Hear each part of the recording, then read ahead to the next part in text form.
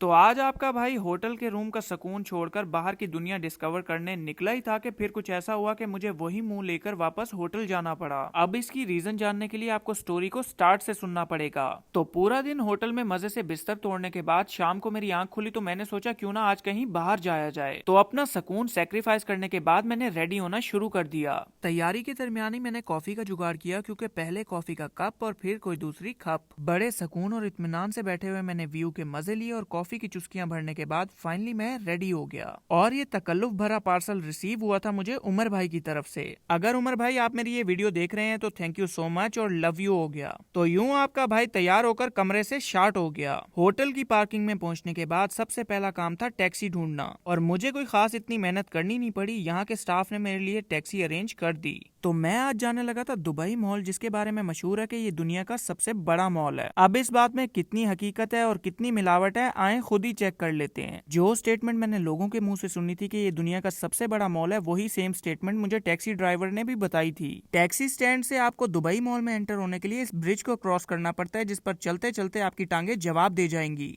अब एक मसला आपके भाई को ये दरपेश आ रहा था कि आपका भाई दुबई भी पहली दफा आया था और दुबई मॉल भी, तो समझ ही नहीं आ रही थी कि मैं यहाँ पर घूमूं कैसे और कहाँ जाऊं। घूमते घूमते मेरी नजर पड़ी इस अंडर वाटर जू पार्क पर। तो मैंने सोचा क्यों ना ट्राई किया जाए, क्योंकि बाहर से देखने में तो ये काफी खूबसूरत लग रहा था। लेकिन तभी वहां पर खड़े काउंटर पर एक इंडियन भाई ने मुझे एक बहुत ही लेवल का मशवरा दिया, जो कि पहले तो मेरे पल्ले नहीं पड़ा, लेकिन नीचे पहुंचने के बाद मुझे समझ आ गई। तो उस भाई का मशवरा ये था कि अंदर जाना मतलब पैसे वेस्ट करना, तो आप बाकी लोगों की तरह बाहर से एंजॉय कर लें, बाहर और अंदर सेम ही चीज है।